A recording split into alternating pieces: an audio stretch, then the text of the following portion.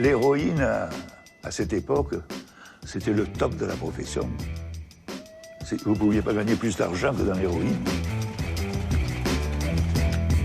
America's public enemy number one in the United States is drug abuse.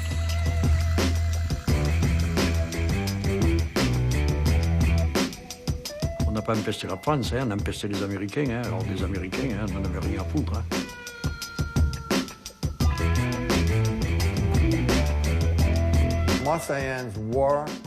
Les Marseillais étaient les plus gros trafiquants et je suis sûr qu'ils avaient des gens dans leur poche. Ça représente la plus grosse prise mondiale qui ait jamais été faite en héroïne pure à ce jour. Ce n'était pas une contrebande normale. Elle portait atteinte à la société, tout entière.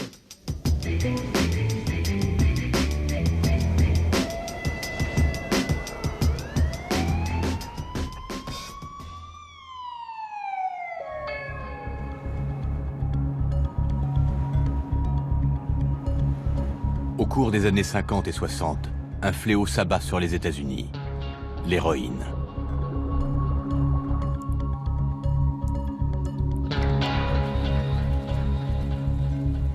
Si à ses débuts l'épidémie semble ne toucher que les marginaux, les désaxés ou encore certains milieux de la scène artistique, en 1969, un cap est franchi.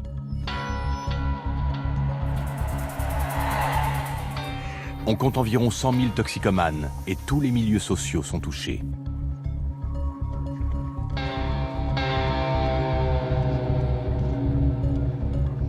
L'Amérique souffre. Les junkies de Harlem, du Bronx ou de Brooklyn se piquent. Toujours plus nombreux et de plus en plus jeunes. Every day I had taken heroin. For a year and a half? Yes. How much was it costing you? Well, I really couldn't say, but it cost enough to kill myself.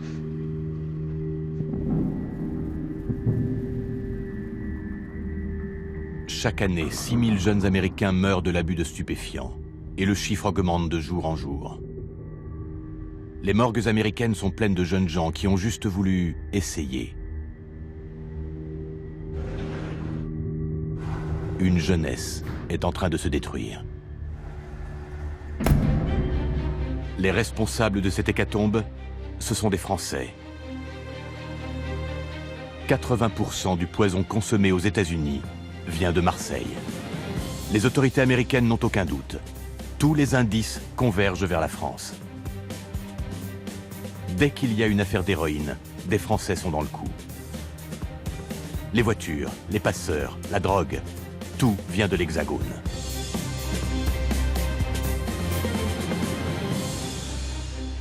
On ne voulait pas coller aux Français l'étiquette de champion des narcotiques. Mais ils l'étaient. Les Français contrôlaient le trafic depuis Marseille vers les États-Unis. Les passeurs étaient français, souvent d'origine corse. La CAM rapporte tellement qu'elle attire toutes les sortes de truands. Édouard Rimbaud, alias Doudou, est un ancien policier, résistant, braqueur et même écrivain édité chez Gallimard. C'est un trafiquant au centre de la French Connection. Rimbaud travaille pour le clan de Jean-Baptiste Crotchet, un mafieux corse qui inonde les États-Unis en héroïne. Pour passer la cam, Crotchet recrute des mules du côté du showbiz, où des petites frappes, pas encore référencées au fichier central, acceptent de faire le travail. Parmi ses passeurs, Crotchet engage Edmond Taillet, un chanteur de variété qu'il présente à Rimbaud. Je suis taillé dans le roc. C'était lui, là, il faisait l'émission de capitaine de la Tortue à l'époque. C'était pas une bande de belettes, il se prenait pour une ranouette, mais enfin, il était sympathique, quoi. Un peu couillon, quoi, mais sympathique. À Marseille, le fantaisiste Edmond Taillet profite de son statut d'artiste pour cacher l'héroïne dans des amplificateurs. Puis, une fois l'Atlantique traversé, il contacte Rimbaud. Les deux hommes se donnent rendez-vous à New York pour la livraison de la précieuse poudre blanche. Donc il m'amène un amplificateur. Au lieu de m'amener la drogue toute sortie, c'est là qu'il m'a dit, j'ai dit, mais je ne veux pas, voilà, ce chocolat-drogue, je ne veux pas avoir l'amplificateur. Ah, il m'a dit, mais il faut la sortir. Alors là, on démonte tout l'amplificateur. On a sorti 12 kilos d'héroïne. Après avoir récupéré la cam transportée par Taillet, Rimbaud a rendez-vous avec son acheteur américain Antonio Flores, un lieutenant de la mafia portoricaine à New York. Les deux hommes ont passé un marché. L'héroïne achetée $2000 le kilo à la sortie des labos marseillais est revendue aux grossistes américains 5 fois plus cher, $10 000 le kilo. Il n'y avait que 12 kilos à $10 000. Comptez, ça fait 120 000 $ à peu près, quoi. Je suis rentré ça dans un sac comme ça, là-bas, en Suisse. En Suisse, quand vous arrivez, il y avait... Si vous avez à déclarer quelque chose, ou pas déclarer. Je suis passé pas déclaré, quoi. Personne ne m'a arrêté. Je suis allé à la banque suisse.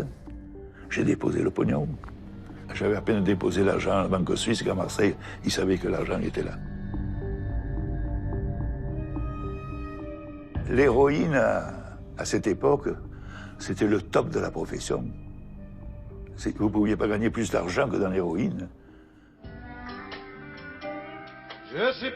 La mule Edmond Taillet réitérera le coup des amplificateurs. Quelques semaines plus tard, il dissimule 2 amplificateurs bourrés d'héroïne dans les bagages d'une tournée canadienne de Johnny Hallyday. Johnny n'est pas au courant. La cam passe, les douanes n'y voient que du feu. Les trafiquants imaginent constamment de nouvelles méthodes pour passer la drogue. D'abord pour de petites quantités, dissimulées dans de petits objets creux.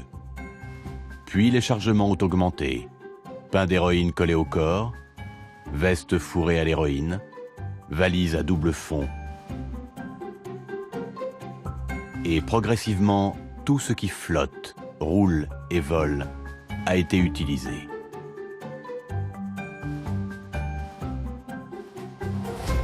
Le clan de Jean-Baptiste Crotchet multiplie les itinéraires et les méthodes. Il y a des enceintes, mais il faut voir plus gros. Jean-Pierre Hernandez, alias Gros Pierrot, travaille lui aussi pour le clan Crotchet. Cet ancien négociant en vin et joueur de rugby professionnel a une spécialité, le farcissage des voitures. Une des méthodes les plus efficaces pour passer de l'héroïne aux États-Unis.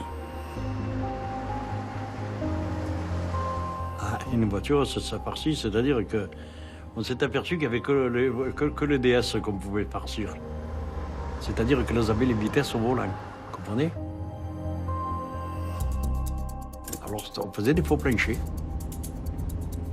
Comme il y avait un gros espace, on mettait la cam devant.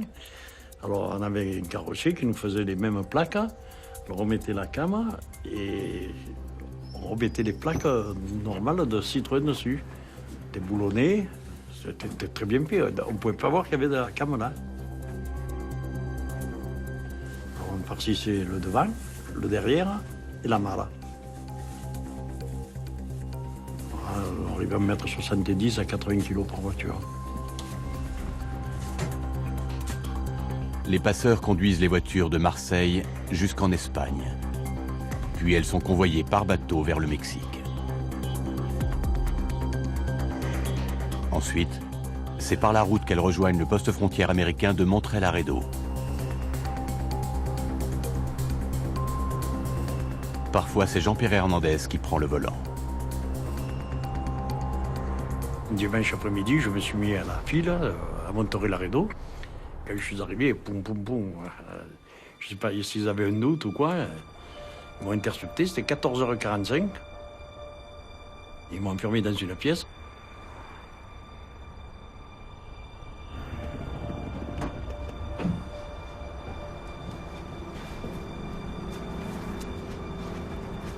Ils ont regardé, ils n'ont rien trouvé. Par contre, quand ils m'ont appelé, j'ai vu ma voiture démontée. Vous savez, les DS-19, on levait les ailes, ça tout se levait vite fait, là. Alors, je suis sorti en criant « Ma voiture, ma voiture !» Alors, ils ont rigolé, et bon, je leur ai aidé à remonter, moi, je suis parti.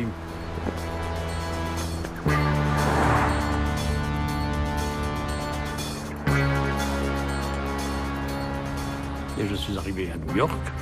Je suis arrivé à l'heure avec des gens avec qui j'avais rendez-vous à New York.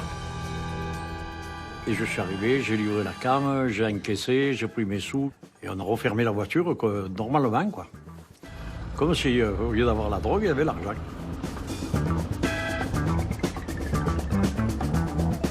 On pensait, quand je suis arrivé à Marseille, l'explosion de joie, elle était... Je vais vous expliquer le soir, un quart d'heure après, je vais vous expliquer, tout le monde était là, champagne et tout. Et comme tu as fait, mais tu es fou. J'ai pris les 4 sous qu'ils avaient, là, et je suis parti 8 jours, j'ai laissé la voiture, ils ont déballé, et je me suis allé me reposer.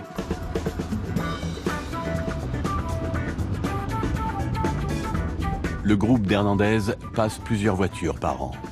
Au rythme d'une voiture tous les mois, le réseau envoie environ 1 tonne d'héroïne pure par an aux États-Unis. À $10 000 le kilo, cela représente un pactole de 10 millions de dollars qui sont rapatriés en France. Pour les trafiquants français, c'est une activité très lucrative. Et peu importe les dommages collatéraux. On n'y pensait pas, nous, au Camé. Nous, c'était du commerce.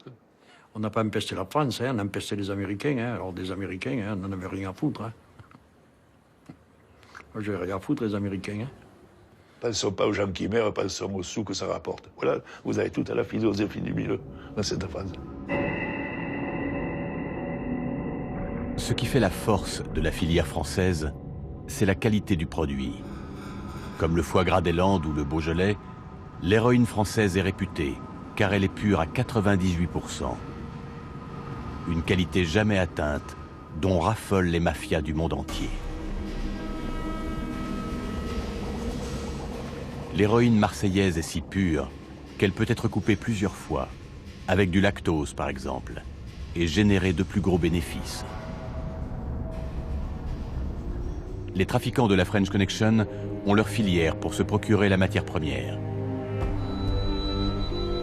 Ils font convoyer l'opium cultivé en Turquie vers le bassin méditerranéen, où il est transformé en morphine base. Ensuite, c'est à Marseille que des chimistes expérimentés transforment la morphine base en héroïne. Une héroïne qui ensuite s'exporte dans le monde entier. Par le Canada, par l'Amérique du Sud ou directement par le port de New York, la cam inonde le sol américain.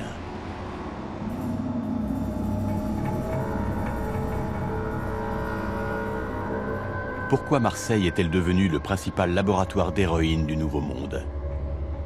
Au-delà du savoir-faire ou de la position géographique de Marseille, d'autres facteurs ont permis à la cité phocéenne de devenir la capitale mondiale de l'héroïne.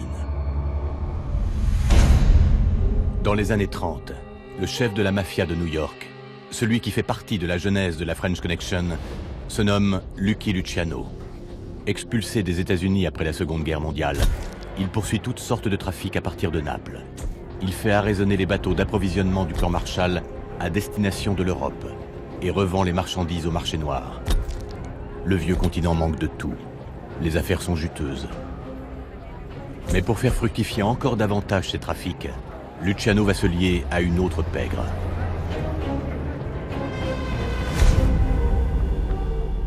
À Marseille, 2 frères, Antoine et Barthélemy Guérini, sont sortis auréolés de la guerre pour avoir choisi la résistance.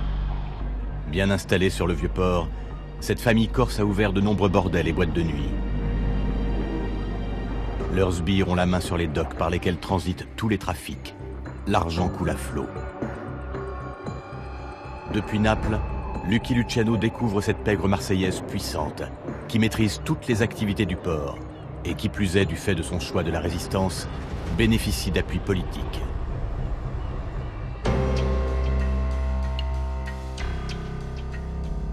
Luciano s'associe alors avec cette filière corse, et notamment avec les Venturi et les Francisi, sous le haut patronage d'Antoine Guérini, alors grand parrain de la pègre marseillaise. Cette alliance entre le Sicilien et les clans corses sera à l'origine d'un des plus grands trafics de l'histoire. Progressivement, la cité phocéenne va devenir le laboratoire d'héroïne attitré de la mafia sicilo-américaine. Durant les années 50 et 60, les réseaux se multiplient. les trafiquants tissent des liens avec d'autres truands francophones de par le monde. Au Canada, Jean Venturi, le représentant de la société Ricard, assure une diffusion canadienne de l'héroïne. En Amérique du Sud, d'anciens collabos en fuite comme Auguste Ricard opèrent à partir du Brésil et du Paraguay. Au Mexique, à Cuba, Jean-Baptiste Crotchet et ses complices voyagent beaucoup et ont les faveurs du général Batista. Le territoire américain est encerclé. Par le nord ou le sud, l'héroïne Made in Marseille passe.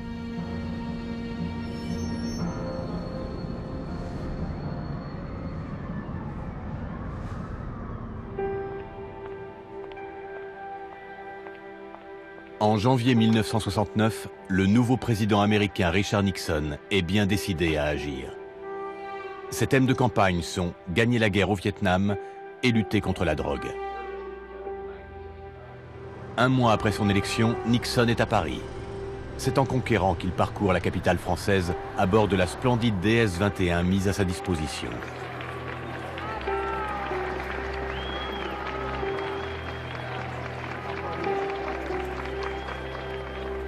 De Gaulle est encore au pouvoir pour quelques mois. Il est le dernier géant de l'époque de la guerre. Il a côtoyé Churchill, Roosevelt, Staline ou Eisenhower. Il exerce un magistère moral sur toute la classe politique. Nixon aborde le retrait de la France de l'OTAN effectué 3 ans plus tôt. Mais il ne se permet pas d'aborder les problèmes causés par l'héroïne française de l'autre côté de l'Atlantique. Mais lorsque Georges Pompidou accède à la fonction en juin 1969, le président américain passe à l'offensive, d'abord avec diplomatie.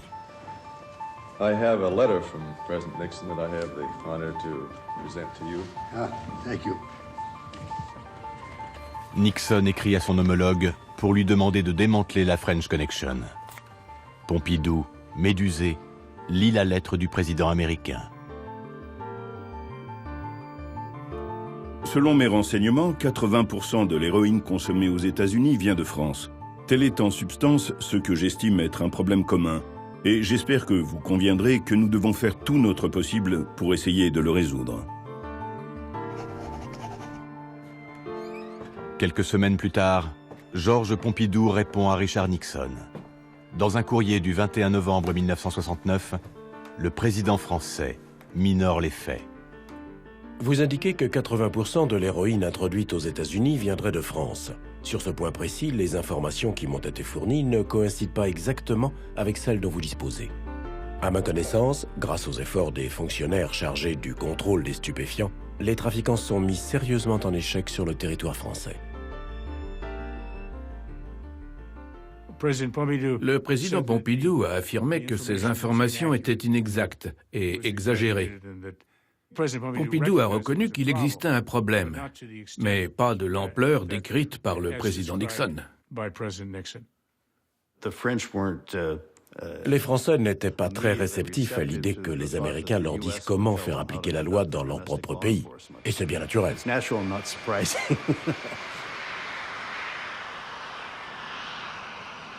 Pompidou a fait un pas de côté pour esquiver.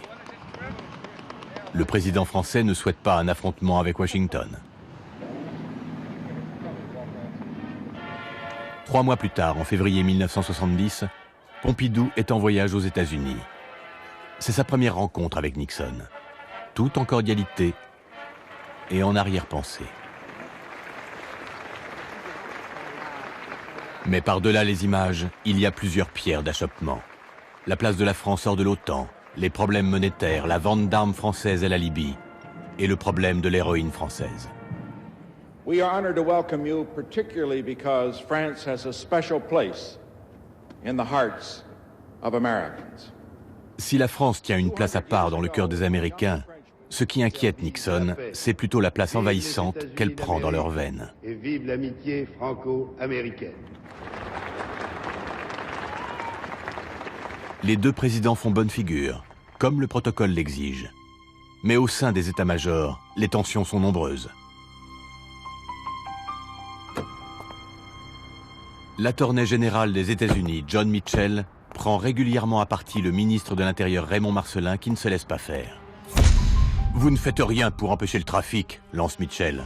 « Vous dites que la France est seule coupable, et vous, Que faites-vous avec votre mafia? Que faites-vous en Turquie, Birmanie, Laos, Thaïlande? Demande Marcelin.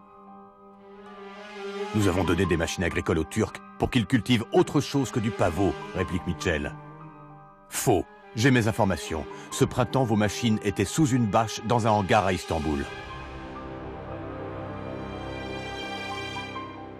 Les relations franco-américaines sont souvent complexes, depuis toujours. Il n'y avait pas d'hostilité, mais nous avions le sentiment que les autorités françaises n'en faisaient pas assez et n'étaient pas réactives. Si les Américains sont si impatients, c'est parce qu'ils attendent une réaction française, pas seulement depuis l'élection de Pompidou, mais depuis presque 20 ans. 115 kg de morphine ont été saisis à Marseille. Lundi dernier, les douaniers du port de Marseille découvraient dans un hangar 30 kg de cette morphine base, qui est le dernier produit de la chaîne dans le traitement de l'opium. En 1951, les policiers découvrent un premier laboratoire clandestin à Marseille. 2800 kg de morphine base sont saisis. La même année, les douaniers découvrent 290 kg d'opium cachés dans la soute d'un bateau. En 1953, ce sont 2 marins qui sont arrêtés avec 1 kg d'héroïne chacun. Les Américains dépêchent dès les années 50 des agents de leur bureau des narcotiques en France pour suivre les affaires de stupéfiants et sensibiliser la police française. Charles Siragusa, un agent américain posté à Marseille, envoie de nombreux rapports à ses supérieurs de Washington. Siragusa dénonce les peines minimes de 3 mois infligées aux trafiquants. Tant que ces peines choquantes seront distribuées, le trafic d'héroïne vers les États-Unis va empirer et la toxicomanie va grimper à Marseille. Au cours de multiples réunions, l'agent tente de convaincre ses interlocuteurs de la police nationale. Ils n'ont eu aucune réaction. Tout ce qui a été dit est tombé dans des oreilles sourdes, non réceptives et indifférentes. Siragusa est persuadé que Marseille est bien le lieu de fabrication de l'héroïne. Quelques semaines plus tard, 4 laboratoires sont découverts, dont 2 à Marseille. Les Américains ne cessent d'avertir les autorités françaises, mais c'est sans effet.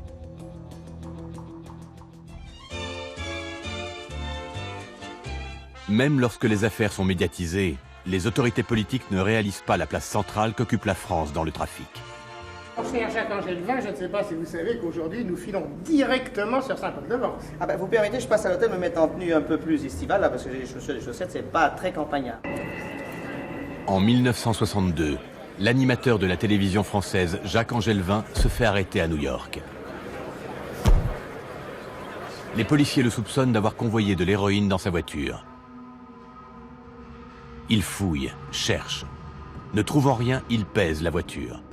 Elle pèse plus lourd qu'à la sortie de l'usine. La berline est entièrement démontée. 52 kilos d'héroïne pure seront découverts. L'affaire fait grand bruit à l'époque. C'est un record mondial, et pourtant du côté des autorités françaises, aucune réaction.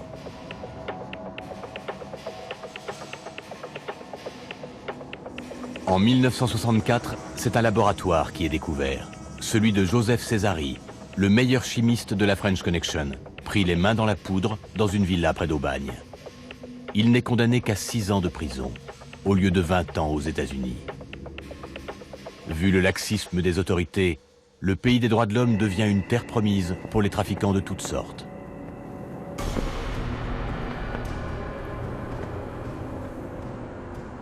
Il y a un dicton là. Il dit l'argent n'a pas de patrie, il va où il est bien traité. Donc c'est pareil pour les réseaux de drogue. Les affaires se succèdent, les informations s'accumulent, mais les autorités politiques françaises ne veulent pas prendre conscience que le pays est devenu une plaque tournante du trafic international. La drogue, trafic de drogue, ça n'intéressait personne dans notre pays. Je pèse mes mots, je dis personne. Ni au niveau politique, ni chez les journalistes, ni dans le public. La drogue, pour nous, c'était pas la priorité. La priorité, c'est les missions pour lesquelles on était appelés, c'est-à-dire braquage, casse, voilà, c'était ça, nous. C'était notre quotidien. Pendant près de 2 décennies, la France est restée sourde aux injonctions américaines. La raison? Si l'héroïne est produite en France, sa consommation y est anecdotique. Les autorités ne font donc pas de ce problème une priorité. Le gouvernement français n'y voyait pas un problème intérieur. Pour eux, c'était avant tout un problème américain. On nous a dit, c'est votre problème, pas le nôtre, puisque ce sont les Américains qui consomment.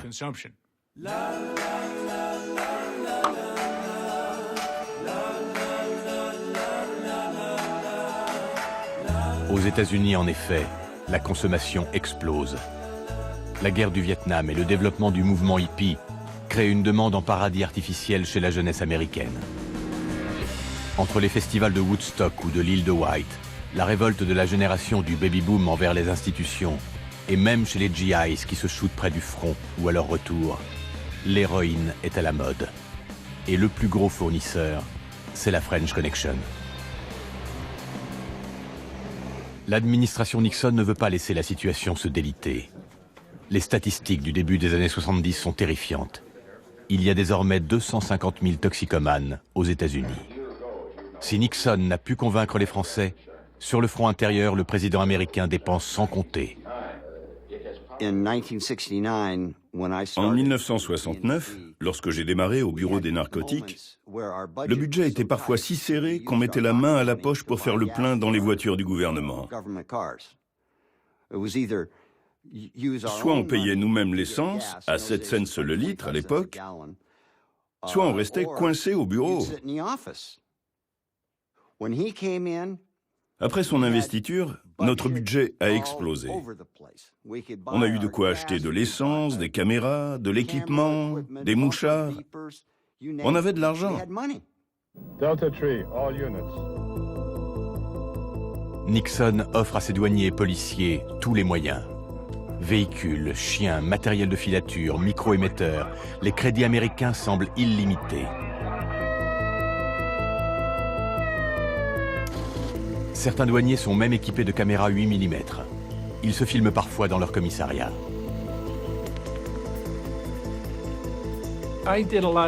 J'étais souvent le photographe désigné. Nous utilisions des véhicules banalisés, comme des camions de livraison, dans lesquels nous dissimulions des caméras. Nous pouvions les garer un peu partout, personne n'y prêtait attention. On faisait beaucoup de surveillance.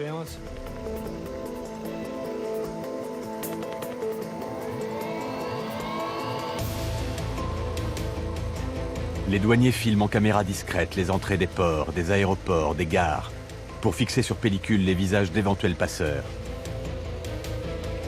et disposer d'une mémoire pour alimenter leur immense fichier.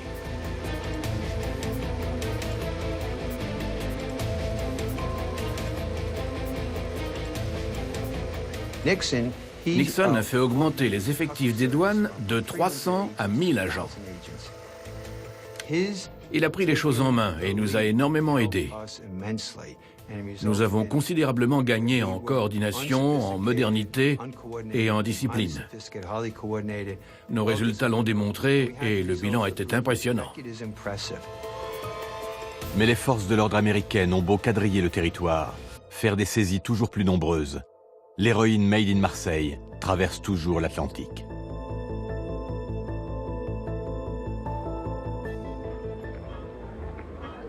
Les hommes du clan Croce continuent d'inonder l'Amérique du Nord en héroïne.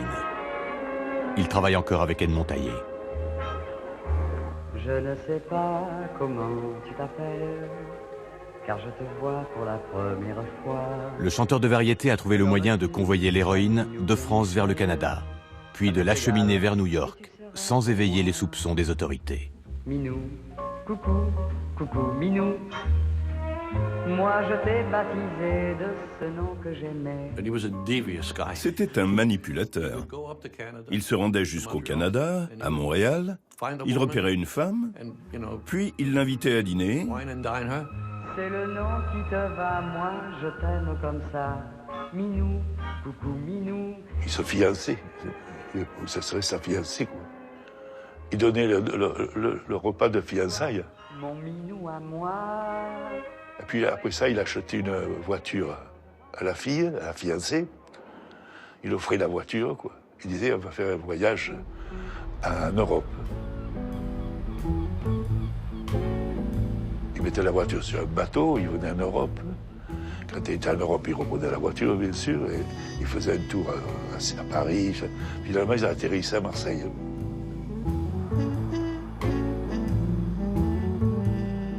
Et là, évidemment, à un moment donné, il bourrait.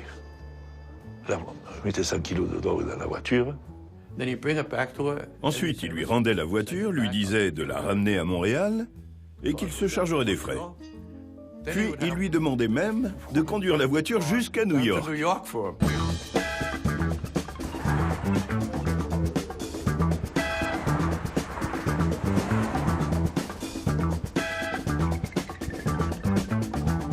Taillet, qui n'est pas très courageux du tout, il fait faire toujours le travail par les autres. Il est d'une prudence absolument extraordinaire.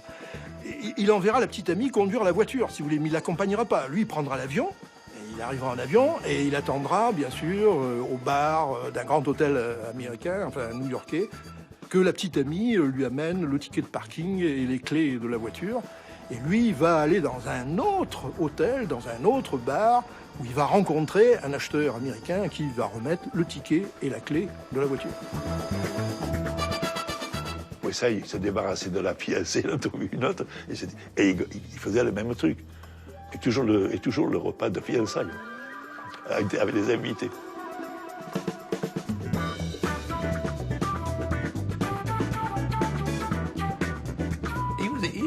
Il était diabolique. Il a fait le coup au moins 2 fois, voire plus, sans que ces pauvres femmes ne se doutent de rien. Y a pas, oh non, y a pas d'autre minou que toi.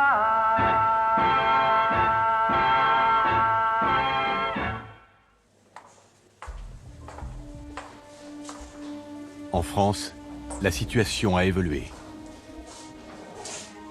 Hôpital Fernand Vidal à Paris.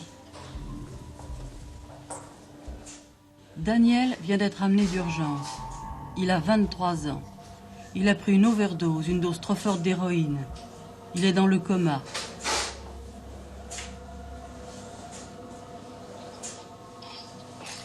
Si on n'arrive pas à le ranimer, c'est la mort.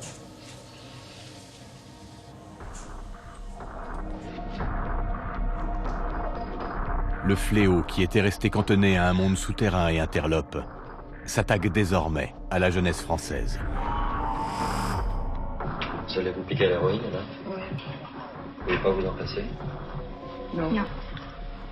Et lorsque vous avez commencé avec l'héroïne, vous saviez ce que ça donnerait? Ah non, bien sûr, si on avait su, on n'aurait pas fait.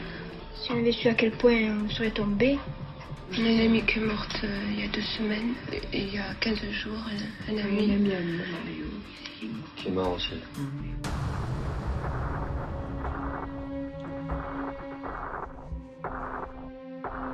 Mon fils a pris la première cure, s'est réintoxiqué 8 jours après, a pris la seconde cure 48 heures après. Il a fait une 3e cure chez nous, sous notre surveillance, et il est mort. Les pouvoirs publics français semblent enfin mobilisés. En décembre 1970, une nouvelle loi est votée. Les peines de réclusion pour les marchands de mort quadruplent et passent de 5 à 20 années, 40 pour les récidivistes. Les gardes à vue sont prolongées. Avec les Américains, un mariage de raison est célébré en février 1971. Le ministre de l'Intérieur Raymond Marcellin et l'attorney général des États-Unis John Mitchell signent un accord de coopération. Une antenne de la police judiciaire est ouverte à New York. Des policiers français aideront à interroger des trafiquants francophones arrêtés sur place, tandis que la présence d'agents du Bureau des narcotiques est renforcée en France. Des 2 côtés de l'Atlantique, on commence à se serrer les coudes.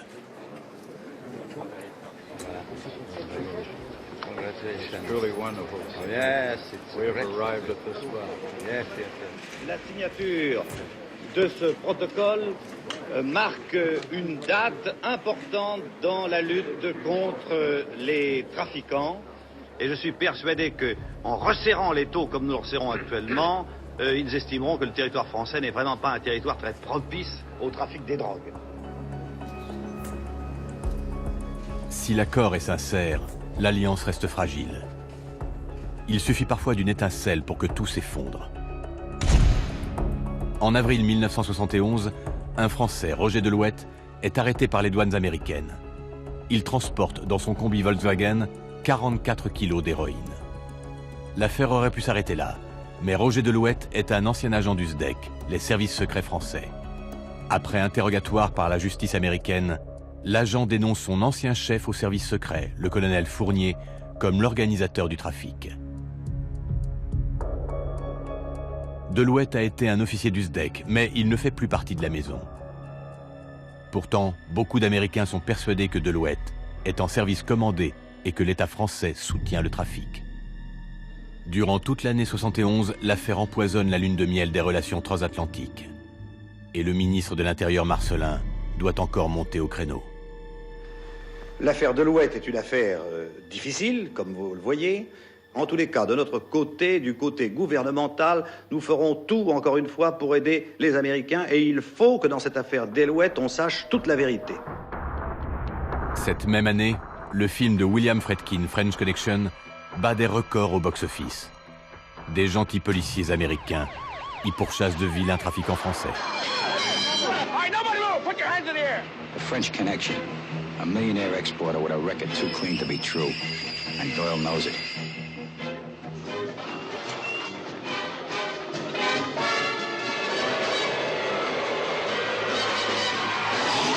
French Connection.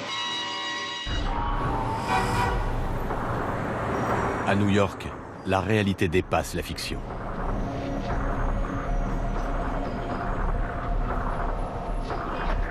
Pour lutter contre la délinquance galopante liée au trafic, une brigade de flics travestis arpente Manhattan.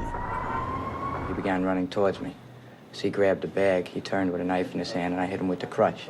My partner had come up from across the street and collared the man who had waved him on, and we proceeded to place him under arrest.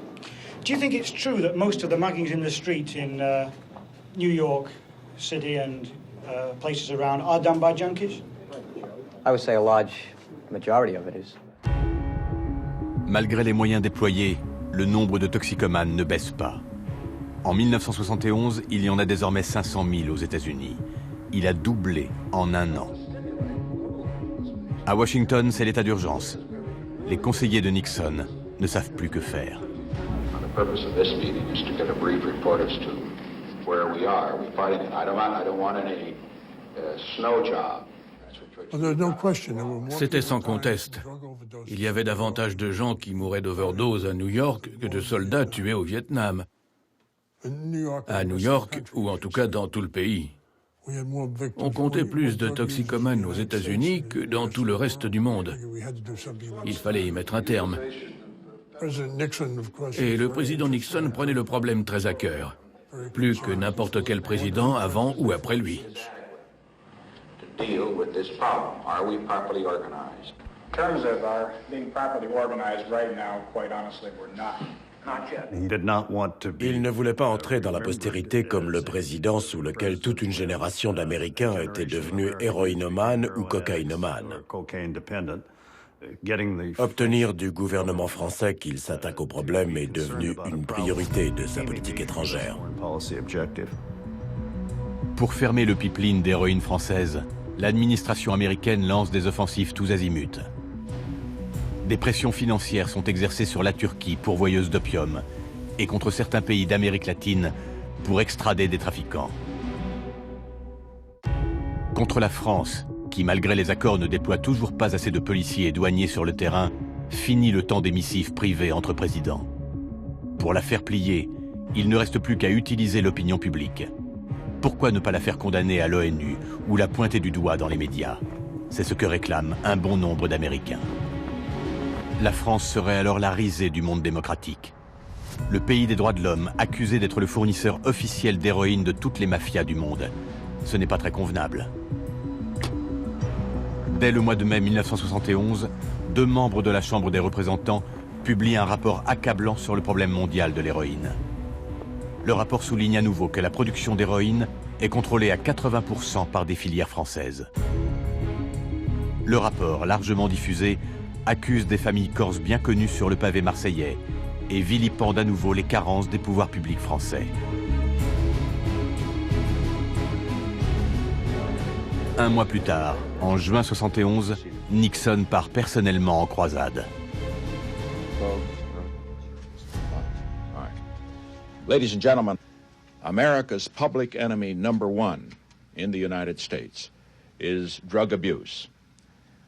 In order to fight and defeat this enemy, it is necessary to wage a new all-out offensive. This will be a worldwide offensive, dealing with the problems of sources of supply as well as Americans who may be stationed abroad wherever they are in the world. Si le discours se veut être une offensive globale contre la drogue, il vise en filigrane le principal fournisseur, la France. Cette prise de parole très forte de la première puissance mondiale trouve enfin un écho outre-Atlantique. Pompidou, muet sur le sujet depuis 2 ans, prend enfin l'initiative. Il écrit personnellement à plusieurs de ses homologues européens et les invite à coordonner leurs actions pour former avec la France un front commun de lutte contre le trafic de drogue. Washington apprécie l'initiative. Au niveau national, Pompidou se décharge sur son ministre de l'Intérieur, Raymond Marcellin. C'est lui le fusible. À lui de faire au mieux. La mode est à la fermeté. La loi qui vient d'être votée du 8 janvier 1971 a considérablement augmenté les peines. Elles sont maintenant de 10 à 20 ans et en cas de récidive de 20 à 40 ans.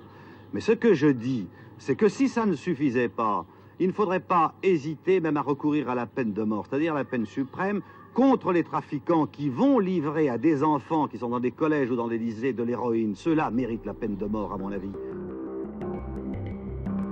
Marcellin doit abattre la French Connection, même s'il doit couper des têtes.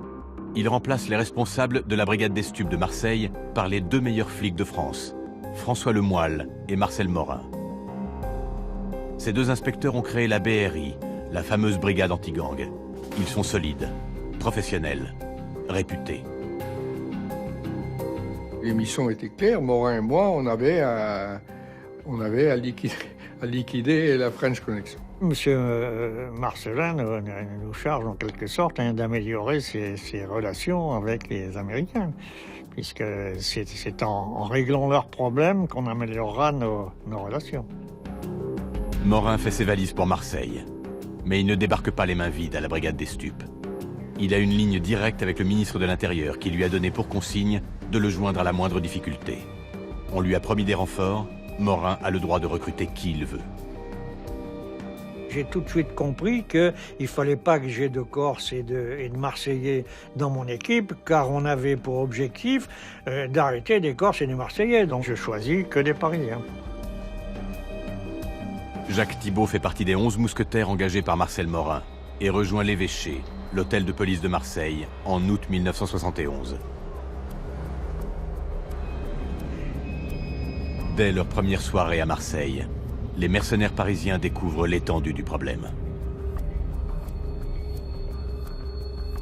Le premier soir, quand on mangeait dans un restaurant de la Canebière, ça s'appelle le Petit Duc, on a trouvé bizarre, jeune, fraîchement émoulu à Marseille, de voir des allées et venues incessantes entre la salle du bar et les toilettes. Et après, on s'est rendu compte que c'est un trafic de drogue à l'échelon local qui se perpétrait devant nos yeux, quoi. Et ça, bon, c'était le soir de notre arrivée. Et après, on s'est rendu compte que dans la plupart des établissements marseillais, il y avait un trafic qui se perpétrait. Et à la place de l'Ange, qui était à 100 mètres ou 200 mètres de l'évêché, la cam était en vente libre. Morin constate la situation de la brigade des stupes de Marseille. Un service qui, malgré les décisions politiques des derniers mois, n'avait en fait pas évolué depuis des années.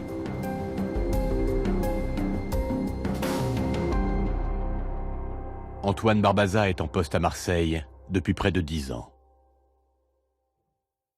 Nous sommes 8, nous avons 9 départements, nous allons jusqu'à la frontière italienne. Dès qu'il y a une saisie, ne serait-ce que 3 grammes de hashish, à la frontière italienne, on est obligé d'y aller. Nous pouvons recueillir beaucoup de renseignements, mais des enquêtes, on ne peut pas en faire sérieusement. Ils ont des moyens vraiment dérisoires. Ils ont une voiture, une 4L, et puis une voiture un petit peu plus grosse, et puis c'est tout. Il y avait une R8, une vieille R8 qui était à l'agonie. Et on avait un objectif qu'il fallait essayer aussi, en termes policiers, de loger. Et il part de chez lui, il avait une Porsche. Donc dans Marseille, aucun problème de filature entre notre vieille R8 et la Porsche, tout se passe bien. Jusqu'au moment où il a pris l'autoroute Nord, il est parti d'accélérer, on a suivi, on l'a vu de l'autre côté sur la voie, nous on était sur la voie montante, on l'a vu quelques minutes après sur la voie descendante, nous faire des appels de phare et un coucou et rentrer, voilà, on avait perdu la filature. L'équipe de Morin est à peine en place que la foudre va s'abattre sur Marseille.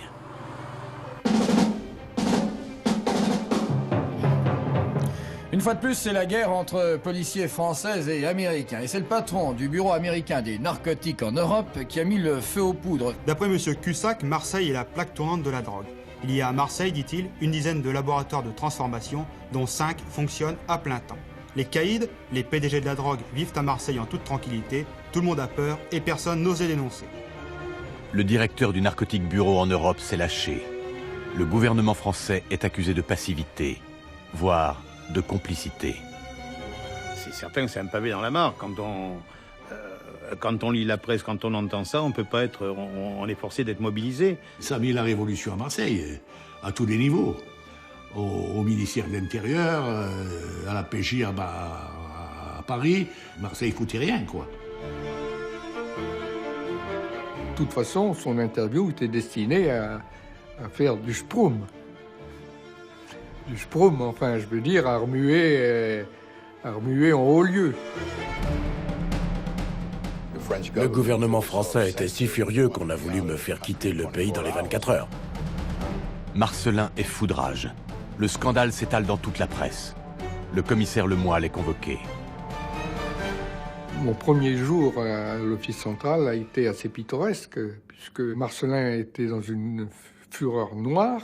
Il me dit, vous allez convoquer ce Cussac et vous allez lui demander des noms. Alors moi, Cussac, je le connaissais, je ne l'avais jamais rencontré, c'était mon premier jour. Je lui téléphone, je lui dis, Monsieur Cussac, est-ce que vous pouvez passer me voir?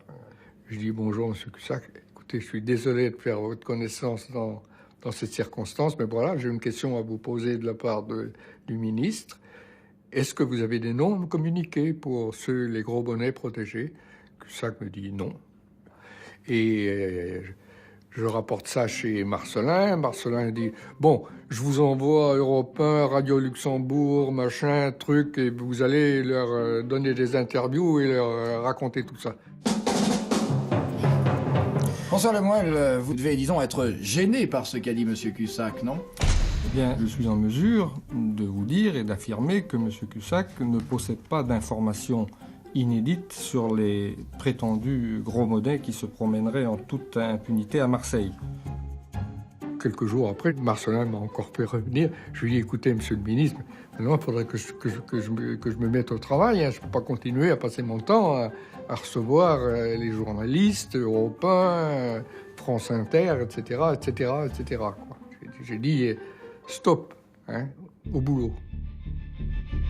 Ce coup médiatique, John Cussac a mis plusieurs semaines à l'organiser.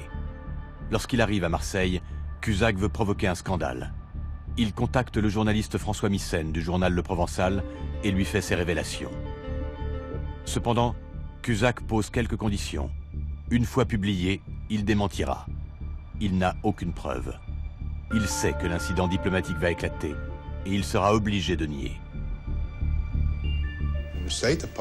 Le département d'État a cru bon de procéder ainsi pour faire bouger les choses. Et moi, j'ai accepté. J'étais bien obligé d'accepter. C'était mes supérieurs. C'était ce qu'on appelle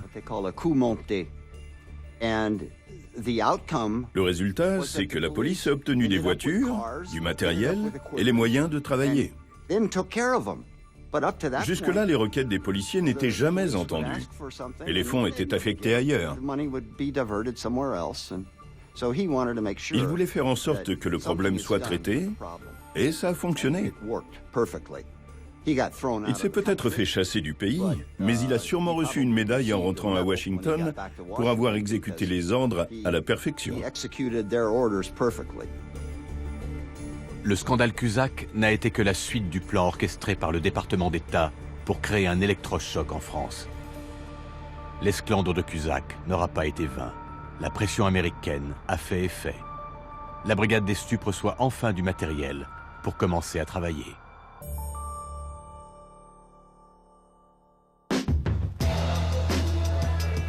Marcel Morin ne perd pas de temps. Il insuffle d'emblée une nouvelle dynamique au service. Terminer la police à papa. Les flics ont changé. Mise à jour de tous les fichiers, surveillance, filature, interrogatoire, indic, couverture, infiltration. L'ancien de l'anti-gang modernise tout. Tu sais que moi j'ai l'œil et l'œil c'est la vue. Mais je n'étais pas avec lui quand on m'avait arrêté. Tu étais à côté, non, la préparation j'allais acheter des nuits. 4 points, c'est la préparation d'un petit sachet. Parce que là, tu vas pas me dire que c'est pour ta consommation personnelle. Hein.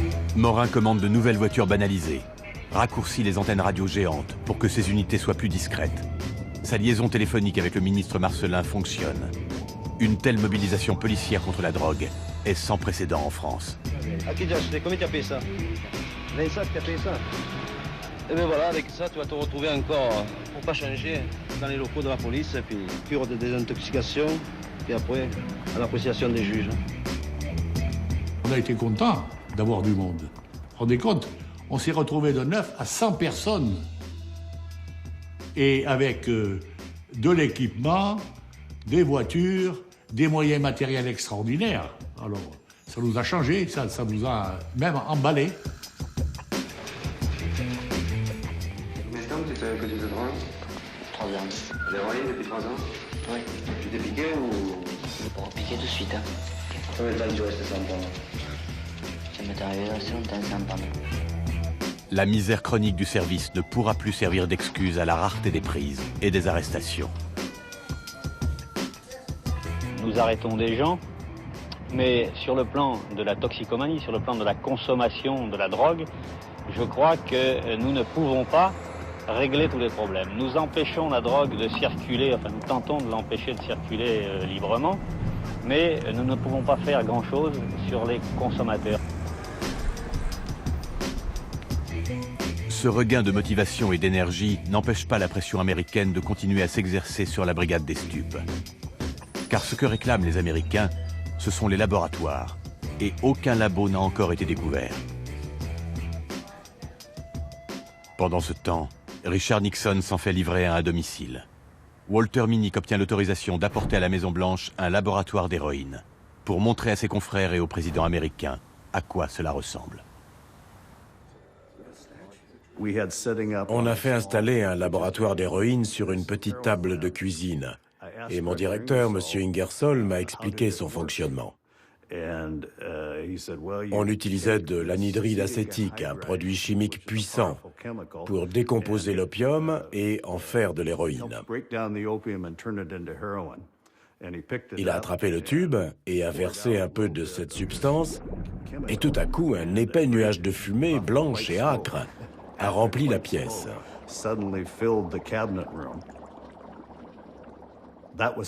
C'était ennuyeux, puisque 15 minutes plus tard, 6 membres du cabinet et le président seraient dans cette pièce.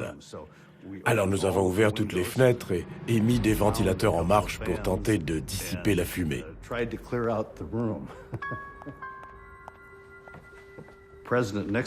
Le président Nixon a franchi la porte menant du bureau ovale au cabinet. Il n'a prêté aucune espèce d'attention au laboratoire, mais il a été très intrigué par les sachets de poudre blanche. Il en a attrapé un, et M. Ingersoll lui a dit « Monsieur, reposez ce sachet. Et surtout, ne vous léchez pas les doigts. » Il avait de la poudre d'héroïne pure à 99% sur les mains. Mais heureusement, le laboratoire fut démonté, le président ne se lécha pas les doigts et la réunion fut productive. Et à son issue, M. Ingersoll et moi étions ravis de ne pas avoir perdu notre boulot.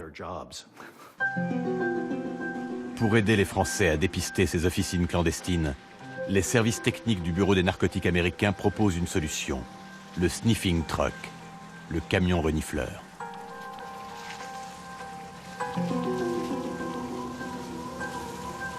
Alors ça a été une journée un peu pittoresque, parce que quand on est arrivé, on est tombé un peu en arrêt devant le véhicule qui était un combi Volkswagen, c'est très bien pour le combi, ça c'est un truc qui passe partout, mais il était surmonté d'un mât de 2 mètres de haut avec une espèce de pipe d'admission. Morin et les autres ne pouvaient s'empêcher de rire, cachés derrière leurs mouchoirs. Ils trouvaient ça parfaitement ridicule. Moi, j'ai trouvé que c'était bidon, hein, mais enfin, on pouvait pas trop leur dire immédiatement, si vous voulez, parce que comme on était appelés à coopérer, on pouvait pas trop les choquer non plus. Et donc, avec Morin, on a commencé à dire, il y a quand même un problème, parce que on peut pas aller se balader dans les rues de Marseille avec ce véhicule équipé de cette façon qui va attirer tout de suite l'attention. Je leur avais dit, du reste, le seul jour où vous pourrez l'utiliser, c'est au 14 juillet. Hein. Sur ce, le conseiller scientifique de l'ambassadeur devient furax. Il dit, oui, mais comment? Alors, vous n'êtes pas d'accord? Enfin, vous faites obstruction. Et il dit, je vais téléphoner à l'ambassadeur. Moi, je suis pour téléphoner à ma hiérarchie pour dire qu'il y a de l'eau dans le gaz, il y a un incident diplomatique en vue. Et la seule réponse que j'ai eue, on m'a répondu d'être constructif. Bon. Et on a attendu. Et 1 heure après, on voit arriver la limousine de l'ambassadeur, la grosse limousine de 6 mètres de long, là, avec le fanion, etc. Et Watson qui descend de la voiture, qui arrive furax et qui dit « Mais alors, on me dit que vous n'êtes pas d'accord, qu'est-ce que c'est que cette histoire ?» Watson a dit « Les Français, vous êtes toujours emmerdants, vous êtes toujours contre les techniques. C'est un camion qui a été fait dans, je ne sais plus, dans le désert de je ne sais pas quoi, avec nos meilleurs ingénieurs. » Alors on a dit « Bon, ben c'est vrai. » On les a amenés vers Aubagne, où il y a toutes les usines. Et là, le camion, à plein tube, ça dégageait partout. Hein. Il explosait, le camion. À mesure que le camion quadrillait la ville, le technicien s'écriait « Ça y est, j'ai un signal, j'ai un signal !»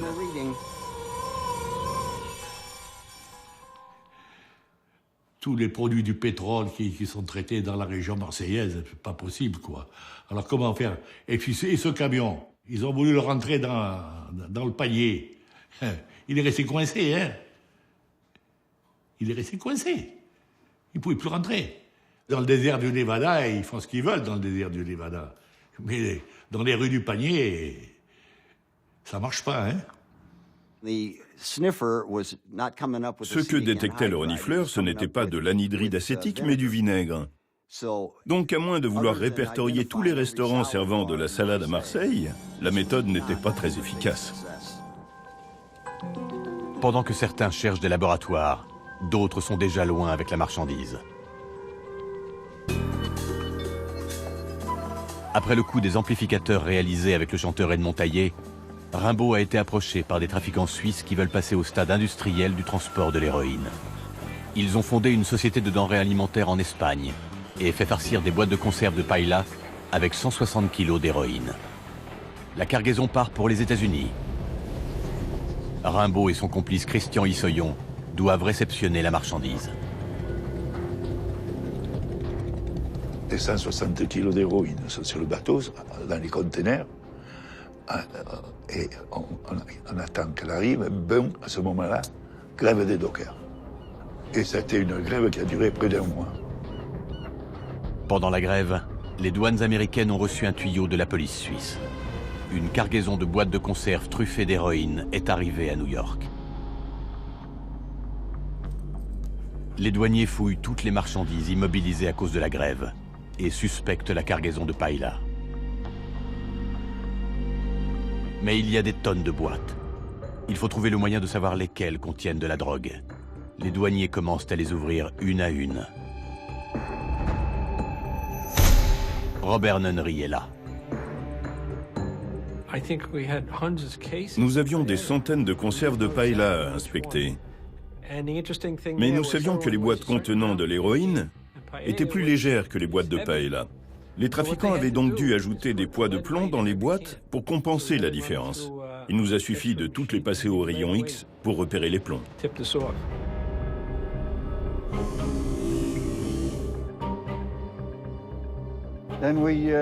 Nous en avons ouvert une et bingo. À partir de là, on n'avait plus qu'à repérer tous les plombs au rayon X, qui étaient comme des plombs de pêche, et le tour était joué. On a aussi remarqué que ces boîtes-là portaient un O, rempli de noir. C'était la marque qui leur permettait d'identifier les boîtes à ouvrir.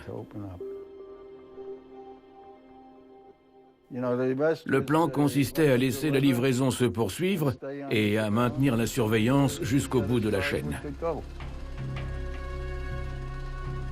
Lorsque la grève des docks s'arrête, les douaniers mettent en place un dispositif pour suivre la cargaison. Ils veulent savoir à qui elle est destinée.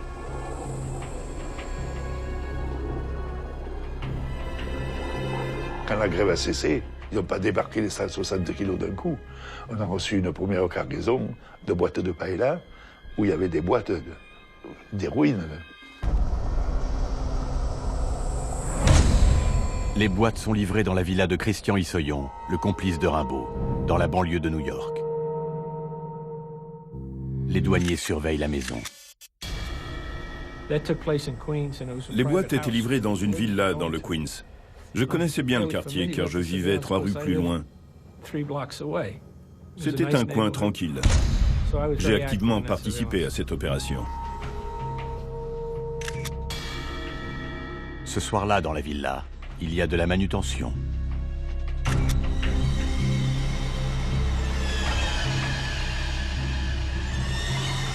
Il y avait 22 kilos de drogue. Il m'a dit, mais il faut sortir la drogue. C'est pas mon métier. Je vais l'aider, il était dans la mer. Alors, toute la nuit, on a ouvert les boîtes avec des masques, on a sorti la cam, la farine, quoi. On a mis dans du plastique. Le lendemain, il y a de l'agitation autour de la villa. Les 2 trafiquants se préparent pour la livraison.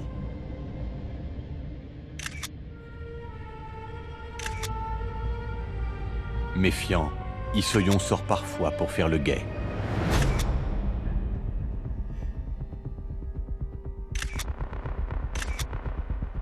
La livraison est imminente. J'étais allé faire un tour, il n'y avait rien, il y avait bien une camionnette là, qui avait des verres épais, mais il n'y avait rien de suspicieux, officiel. Mais dès qu'on est parti, on n'a pas fait 100 mètres, les voitures de police, entourées.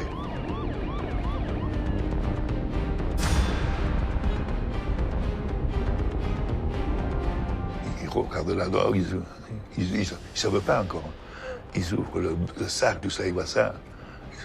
Ils sont ravis maintenant, ils sont sûrs. Enfin, nous voilà, on est cuits. De l'héroïne dans des boîtes de paella, c'est une première. L'affaire fait la une des journaux télévisés américains. Agent Coyne, how did you get onto this? We had been conducting this investigation for over 2 years, and it was a lot of hard work and a lot of digging. It was just hard. On a travaillé d'arrache-pied sur cette enquête. Il a fallu planquer, sauter des repas, négliger nos familles. C'était comme ça. What is the source? The source is, it comes from France and went into Spain and then to the United States. S'il n'y avait pas eu cette grève des dockers, je réalisais le gros coup. Au lieu de toucher, de gagner 4 000 $ par kilo, on a touché 30 ans. Manque de peau. Édouard Rimbaud est emprisonné dans le pénitencier fédéral d'Atlanta. Le code d'honneur lui impose de se taire. Mais Rimbaud a réussi à passer un marché. Il a transmis le nom de son acheteur américain à Jean-Baptiste Crotchet. Rimbaud touchera 5% sur toutes les transactions entre Crotchet et Flores. Cela lui permettra de se payer un avocat et peut-être de sortir de prison.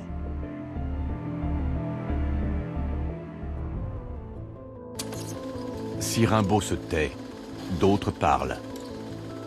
En novembre 1971, après plusieurs mois de surveillance, Richard Berdin, un trafiquant français, est arrêté aux États-Unis. Il devait réceptionner une voiture fourrée de 80 kilos d'héroïne. Pour le faire parler, Les Américains utilisent la technique du repenti.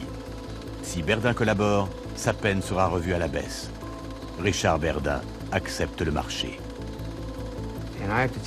Je dois dire que cette enquête est la plus magistrale qui ait jamais été menée. On n'a rien vu de tel ni avant ni depuis. Richard Berdin s'est souvenu de tout, tous les noms, toutes les cargaisons. Il a parlé de 6 véhicules différents introduits aux États-Unis et contenant chacun plus de 200 kilos d'héroïne. Près de 1500 kilos d'héroïne déjà à l'intérieur des frontières. Et toutes les informations se sont révélées exactes. C'est incroyable. Il avait une excellente mémoire.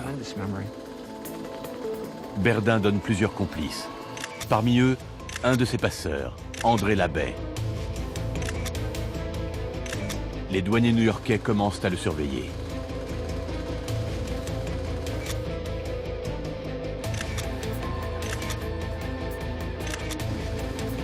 Les Américains partagent leurs informations avec leurs homologues français.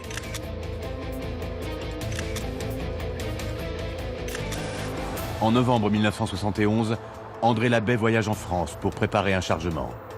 Il est alors filé par les hommes du commissaire Lemoyle. Après une longue traque, le passeur est arrêté à Marly-le-Roi. Dans le coffre de sa Volkswagen, 5 valises de luxe contenant 106 kilos d'héroïne pure sont saisies. Monsieur le commissaire Lemoyle, c'est vous qui avez été le véritable chef d'orchestre de l'opération. Plus exactement du deuxième épisode, puisque l'arrestation de Berdin a été la fin du premier épisode. Et ensuite, à Paris, nous avons établi avec nos collègues de la brigade mondaine un important dispositif de surveillance sur André Labbé. Et pour vous, l'affaire est terminée. Est-ce que ça s'arrêtera là? Il y aura d'autres arrestations? L'affaire n'est jamais terminée, mais nous considérons qu'avec l'arrestation de tous ces individus, c'est un très important réseau de trafiquants international qui est neutralisé. Les révélations de Berdin feront tomber près de 40 trafiquants en France, aux États-Unis et au Canada. La collaboration franco-américaine commence à fonctionner. Quelques semaines plus tard, John Ingersoll, le patron du Narcotic Bureau, vient en visite éclair en France. Malgré les nombreuses arrestations, Ingersoll ne semble pas satisfait. Je sais qu'aucun laboratoire n'a été saisi depuis 1969, et ceci est un sujet de désappointement pour nous. Il est évident que les laboratoires d'héroïne restent un point critique. À ce sujet, il est de notre intérêt mutuel, je pense que les policiers français sont d'accord avec moi que l'on détruise ces laboratoires. Ingersoll a été assez... il a parlé sans fioriture, il a dit « Messieurs, il faut trouver les laboratoires ». Au point que quand je suis sorti de là, j'ai dit à Morin, si on ne trouve pas les labos, on est foutu. Je lui ai dit, si on ne trouve pas les labos, on est foutu. C'est un autre service qui va répondre aux attentes américaines. En janvier 1972, les douaniers effectuent un contrôle de routine dans une villa du quartier Montolivet, dans le 12e arrondissement de Marseille. Sous une bâche, ils découvrent tout le matériel nécessaire pour faire un laboratoire, mais entièrement démonté. Sur place, un couple de retraités, Marius et Marie-Antoinette Pastor. On a commencé à interroger les époux Pastor, qui ont expliqué que, évidemment, c'était pas eux, c'était un copain qui leur avait demandé d'entreposer du matériel, etc. Enfin, le hius habituel de ces gens quand ils sont pris sur le fait. Le laboratoire est inactif. Il y a du matériel, quelques produits chimiques, mais rien ne prouve que la villa ait été un labo. Le couple présent sur place nie tout en bloc. Lorsque les hommes de la brigade des stupes arrivent, ils viennent avec leur arme miracle, Jacqueline Quick, une chimiste de la PJ de Marseille. Elle est arrivée avec ses éprouvettes, ses machins, et dans les prises de courant, elle a passé dans les prises de courant et elle a trouvé qu'il y avait des traces d'héroïne. Elle venait, elle faisait des prélèvements, elle faisait des analyses. Elle nous a beaucoup servi parce qu'elle-même a apporté un certain nombre d'éléments à la procédure. Hein. Un peu comme les experts, avec moins de matériel à sa disposition, mais autant de qualité, sinon plus que les experts. Les analyses de Madame Quick permettent de prouver que la villa a bien été un laboratoire. Le couple Pastor s'en mêle dans ses mensonges, mais ne révèle rien.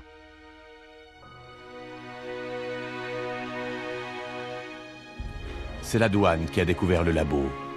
Les Gabloup paradent. Qui était Marius Pastor? Quel genre d'homme était-ce? Oh, c'est le type parfait du père tranquille qui élève ses pigeons et qui, dans ses moments de loisir, a empoisonné une grande partie de l'humanité, quoi. Si le directeur adjoint des douanes, Jean Carré, est sur le devant de la scène, le commissaire Morin est sur la touche. Monsieur Morin, vos collègues américains vous ont reproché de ne pas découvrir et de ne pas détruire suffisamment de ces laboratoires. Que répondez-vous aux Américains? Je crois qu'il s'agit là tout de même, et ce n'est pas une défense, de ce qui peut être considéré comme le travail de police le plus difficile, que la découverte de ces objectifs particulièrement protégés par les malfaiteurs. Là où les Américains imaginaient un labo industriel, ils découvrent une petite villa, discrète. Le labo était installé dans une petite pièce au premier étage. Une aiguille dans une botte de foin. Finalement, ce n'était qu'une petite maison. Une petite maison habitée par des gens. Et l'idée de devoir trouver de petites maisons abritant de petits laboratoires m'a donné le vertige.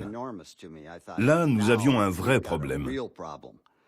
Alors que nous cherchions un hangar d'avion, il nous fallait maintenant trouver des maisonnettes. Partout où il y avait de l'eau courante et de l'électricité, il pouvait y avoir un labo.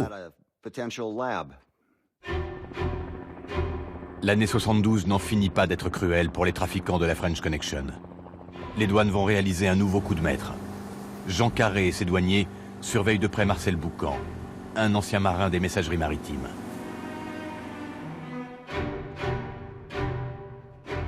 L'enquête a montré que Boucan avait dépensé, grosso modo, pour l'aménagement de son bateau, en crevettier, 550 000 francs à l'époque. Et quand on a cherché les registres de pêche, il avait équipé un crevettier, il n'avait jamais pêché de crevettes. Le caprice des temps mouille dans la rade de Villefranche-sur-Mer. Les douaniers ont déployé des moyens exceptionnels.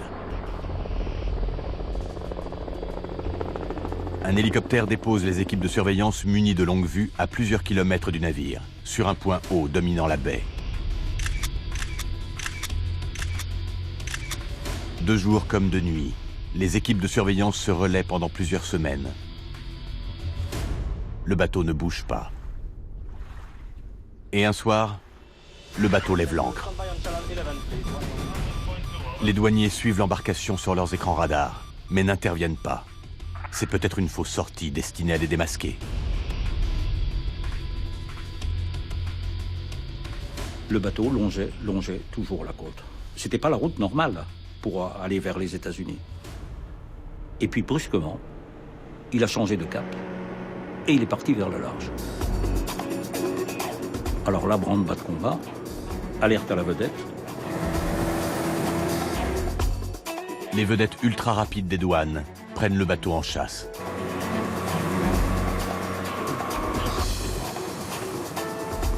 Et puis, à un moment donné, le Licero nous appelle. À ce moment-là, on était tous sur le pont au PC. Et nous appelle en disant il a bloqué la barre et ils sont tous descendus dans la cale. Il n'y a plus personne, il a mis le moteur à fond.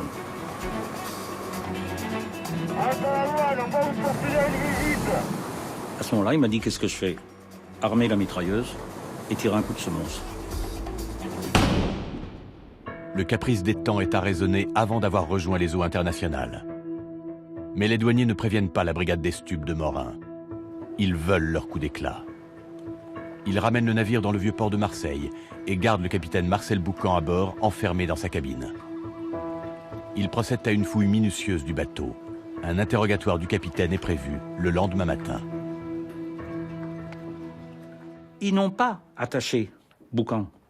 Ils se sont dit, bon, on va le surveiller, il est là, il est coincé, et puis, c'est un brave type, c'est un pêcheur. N'oubliez pas qu'on n'avait toujours pas trouvé la drogue. On avait arraisonné un monsieur qui naviguait en mer le plus régulièrement du monde. Il n'y avait rien à lui reprocher, à ce moment-là.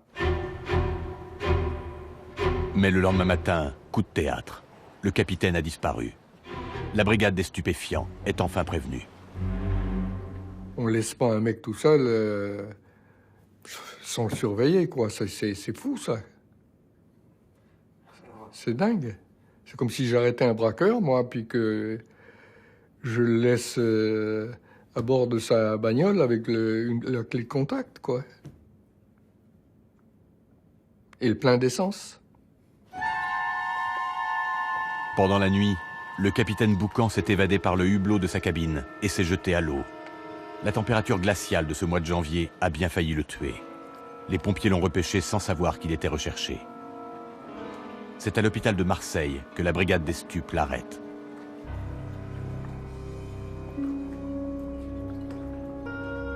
Si Carré et ses douaniers ont mis la main sur le caprice des temps, Morin a la main sur son capitaine. Mais une question demeure. Y a-t-il de la drogue à bord? L'équipe des douanes fouille méticuleusement tout le bateau, sans succès. Mais un de leurs experts maritimes a des soupçons. Il a travaillé presque toute la nuit dessus.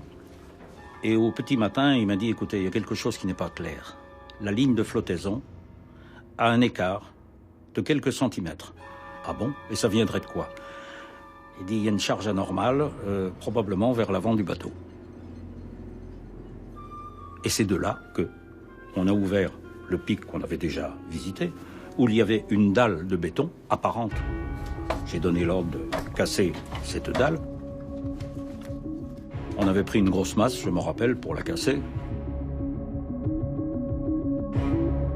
Drogue, super succès pour les douaniers de Marseille. Prise sensationnelle réussie par les douaniers de Marseille. Les douaniers marseillais ont effectivement de bonnes raisons d'être satisfaits. Ça représente la plus grosse prise mondiale qui ait jamais été faite en héroïne pure à ce jour. C'est la plus grosse saisie d'héroïne pure jamais réalisée dans le monde. Le plus gros coup jamais réalisé dans le monde. C'est combien de kilos? Il y a 438 kilos bruts d'héroïne, c'est-à-dire y compris les petits sachets de plastique qui servent à la transporter.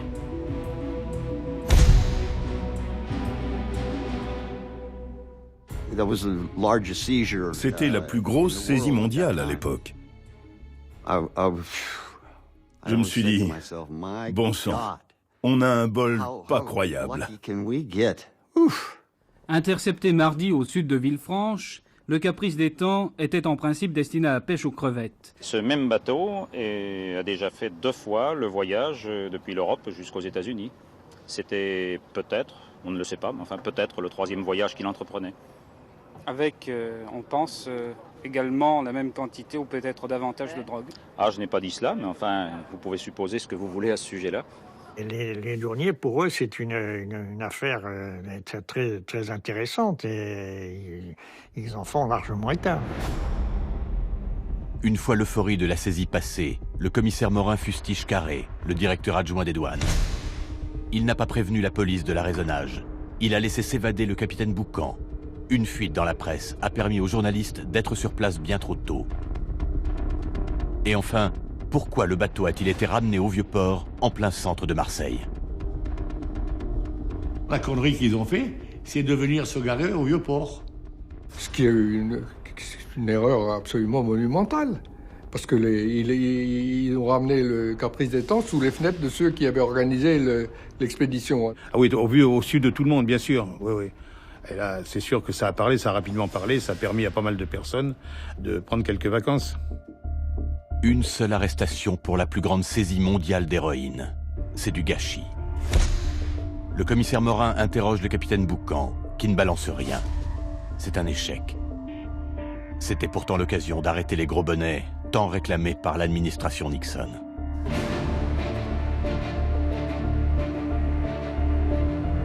S'il l'avait amené dans un bassin de l'Arsenal de Toulon, silence radio pendant 48 heures, personne ne sait que le Caprice des Temps est là. Il y avait le temps de cuisiner le capitaine du Caprice des Temps et d'aller interpeller ceux qui mettaient en cause. Là, une énorme erreur, alors là.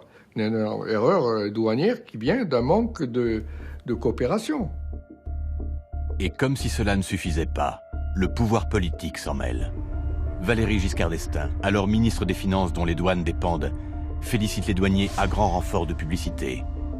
La fuite dans la presse émanait de son ministère.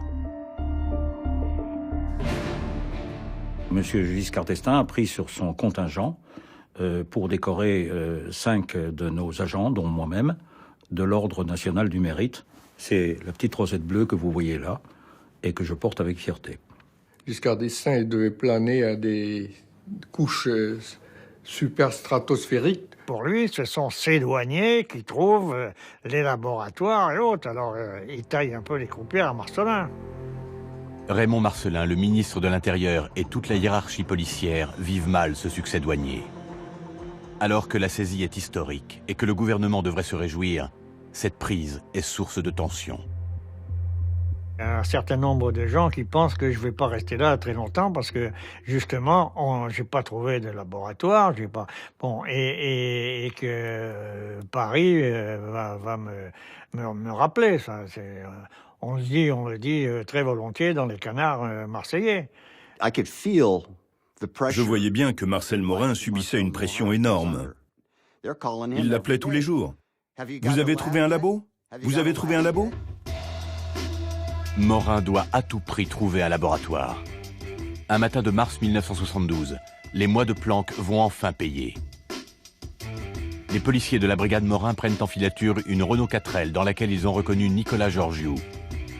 L'homme est un proche de Césari, le plus grand chimiste de la French Connection. Césari est sorti de prison 2 ans plus tôt. D'après des indices, il aurait repris son activité. Suivre Georgiou pourrait bien mener la brigade des stupes au labo de Césari. Pour ne pas se faire repérer, les flics doivent lâcher la filature près d'Aubagne. Dans les jours qui suivent, ils passent la région au peigne fin. On cherche la 4L quelque part dans toute la campagne aubagnaise. Donc on faisait systématiquement toutes les rues, tous les chemins qui auraient pu être empruntés. Et là, la chance veut que dans le jardin de cette villa, la Villa Suzanne, on voit la 4L qui était devant alors qu'elle aurait été derrière la maison. On passait à côté et c'était fini.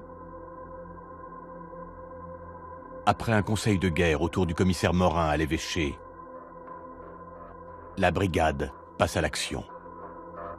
On se met en planque, et on attend donc le moment opportun. Le 16 mars 1972, toute l'équipe des stupes monte à l'assaut de la villa.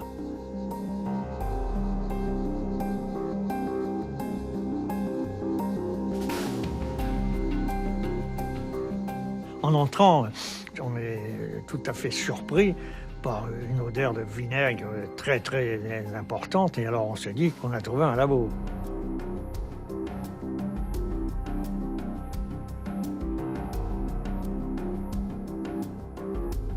C'est un labo, quoi. Il y a des petits tonnelets de produits chimiques, il y a des éprouvettes, il y a des trucs. Vous êtes dans un labo. Un labo installé dans une pièce à l'intérieur d'une villa banale de la campagne d'Aubagne. On rentre dans ce machin-là et on ouvre une armoire et à l'intérieur, devant vos yeux, à gare, il y a 100 kilos d'héroïne pure.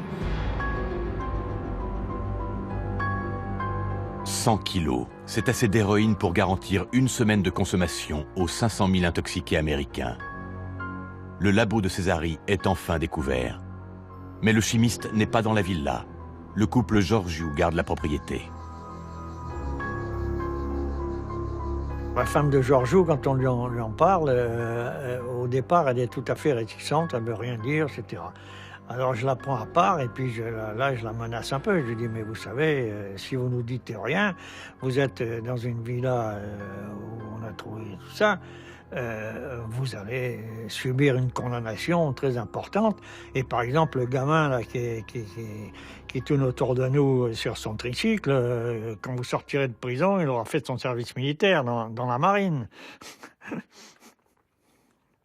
Alors ça l'avait impressionné, et c'est ce que je voulais. Et elle a commencé à mettre en cause les gens qui travaillaient là-dedans. Madame Georgiou se met à table. Elle reconnaît Césari sur des photos que Morin lui présente. Désormais, pour Morin et son équipe, l'objectif, c'est Césari.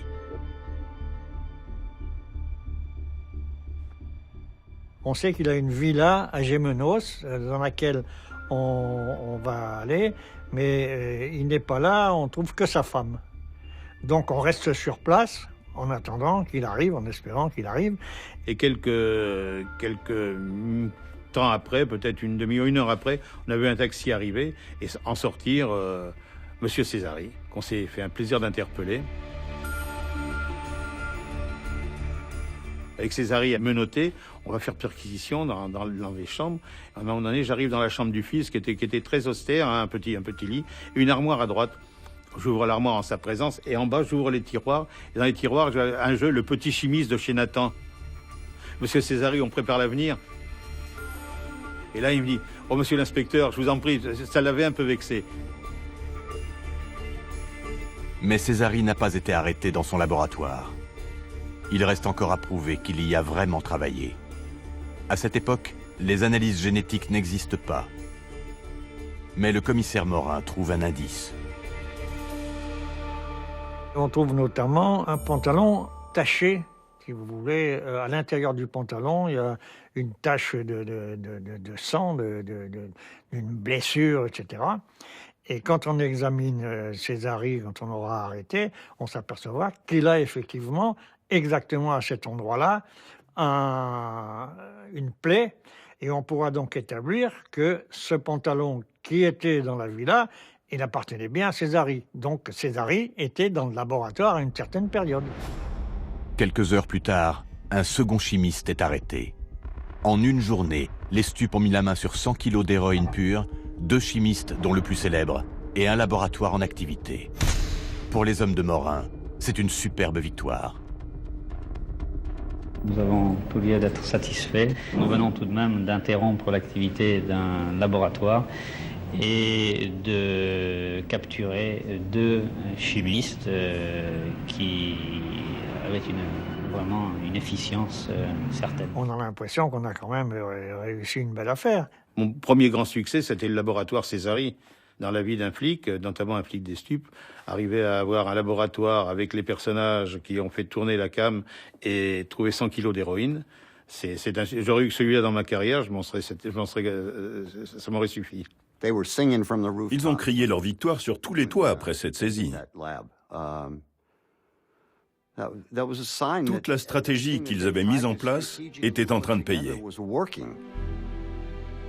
Arthur Watson, l'ambassadeur américain, ne peut se retenir. Il envoie à Morin un télégramme qui ne contient qu'un seul mot, « Hourra ».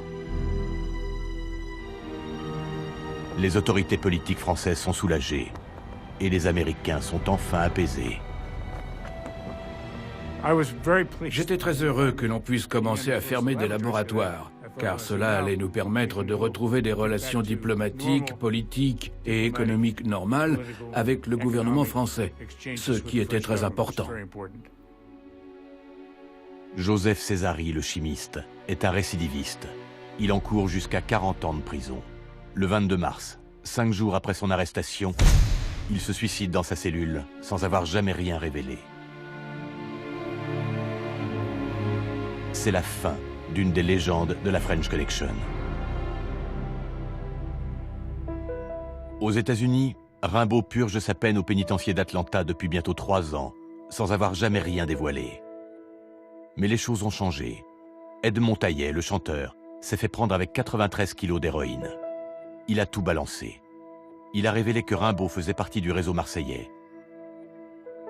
Donc, en plus d'être mouillé dans le trafic de conserves de paella bourrées d'héroïne, les Américains apprennent que Rimbaud a passé des enceintes stéréo farcies à la blanche. Un policier américain vient lui rendre visite en prison. Et il avait un tas de dossiers à la main, quoi. J'ai 20 ans de plus pour vous, pour toi. Il disait pour toi, Edward. Et puis, à un moment donné, il a vu que je ne le croyais pas. Il me dit, tiens, lis. Il me donne toutes les dépositions de Taillet. Et en lisant, je m'aperçois soudain qu'ils m'avaient doublé. Parce qu'ils ont vendu tout seul des centaines de kilos d'euros. C'est Taillet qui les vendait à ce moment-là. Et j'ai jamais touché le 5%. Rimbaud découvre qu'il a été arnaqué. Crotchet a fait affaire directement avec Antonio Flores, le revendeur américain, sans lui verser sa part du gâteau comme il était convenu. Edmond Taillet a continué à faire passer la cam. Personne n'a payé ni la caution de Rimbaud, ni son avocat. Rimbaud en prison, c'était quantité négligeable. Il me double, je les protège, je prends 30 ans. Je vais au pénitentiaire, je ferme ma gueule. Et il m'arnaque. Je m'excuse d'être grossier, je vais l'être. Je dis, enculé, enculé et demi. Oui. Alors là, je me suis mis à table. Et avec un immense plaisir. Les confidences de Rimbaud viennent corroborer la déposition d'Edmond Taillet. Elles feront tomber un des plus grands réseaux de la French Connection, le clan de Jean-Baptiste Crotchet. Il est arrêté avec son complice, Joseph Marie, en janvier 1973, par le commissaire Morin. Cross est tombé le même jour que moi. C'est-à-dire qu'ils ont arrêté Cross et Marie à Marseille, et dans la même heure qui a suivi, on m'a arrêté, moi, à Paris. Tous les trois ensemble, ils nous ont arrêtés, dans la même heure. On nous a reproché d'avoir exporté 1 tonne d'héroïne de Marseille aux États-Unis dans 13 voitures. Un gigantesque procès s'ouvre à Marseille en 1974. Il y a plus de 30 prévenus. C'est tout un réseau qui se retrouve au tribunal, depuis les têtes jusqu'aux passeurs. Mais que valent les paroles de Taillet et Rimbaud, truands repentis, qui ont dénoncé leur réseau pour être libérés plus tôt? La justice va cependant faire en sorte de prendre en considération leurs témoignages et trouver de nouveaux modes de preuve.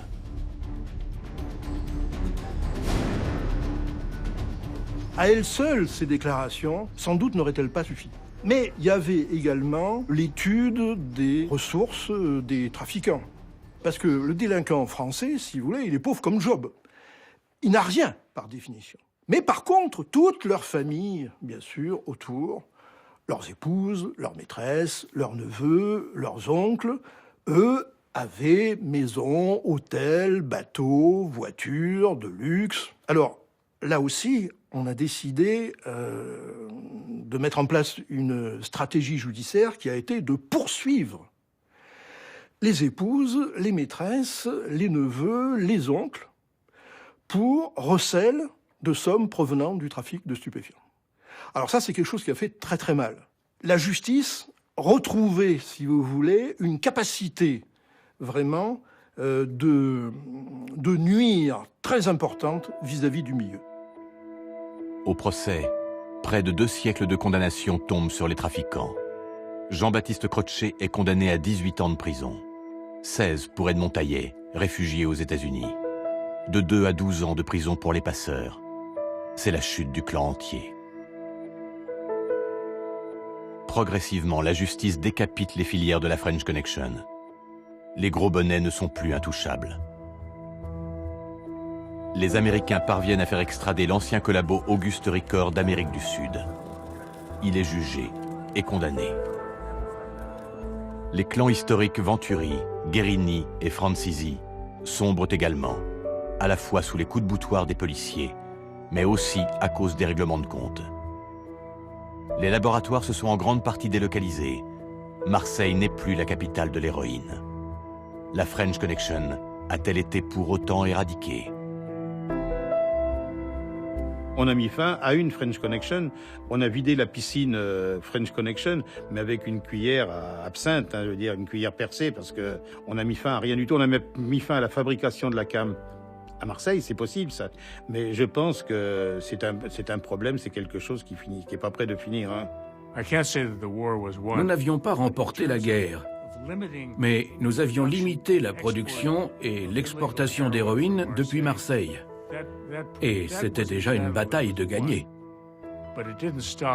Mais cela n'a pas mis fin au problème global du trafic de drogue aux États-Unis. En partie, et les Français n'avaient pas tort, parce que nous avions trop de consommateurs dans notre population. La guerre contre la drogue est semblable à celle contre le terrorisme. On ne pourra jamais la remporter. Il s'agit d'endiguer le problème le plus efficacement possible. Si on relâche la vigilance, le trafic explose et devient incontrôlable. Donc il faut maintenir la pression. Jamais ça s'arrêtera, jamais. Comment vous voulez faire? Peut-être... Ils ne peuvent pas l'arrêter, c'est impossible. Il y a trop d'argent dans la drogue. Vous trouverez toujours quelqu'un qui prendra des risques d'être arrêté ou quoi. Mais il y a trop de pognon à gagner.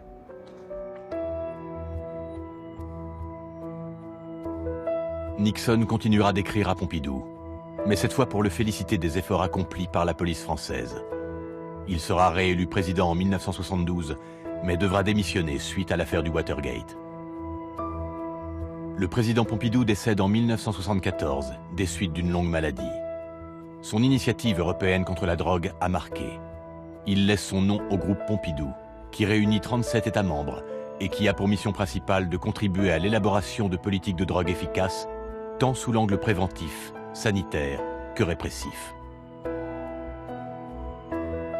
John Mitchell, l'attorney général des États-Unis, chute dans l'affaire du Watergate et sera emprisonné dans les mêmes pénitenciers que certains trafiquants qu'il avait contribué à faire arrêter. Raymond Marcellin, l'énergique ministre de l'Intérieur, chute dans l'affaire des micros du Canard en 1973. Marcel Morin est orienté vers une voie de garage. Valéry Giscard d'Estaing, élu président en 1974, n'apprécie guère ce commissaire qui était aux ordres de son rival Marcellin. Morin sera nommé préfet adjoint à la sécurité en Corse. Édouard Rimbaud a raté sa vie. Il est libéré après 8 ans de prison. Il multipliera les petits boulots aux États-Unis, publiera quelques romans. Il vit caché dans un mobil-home quelque part sur la côte Est.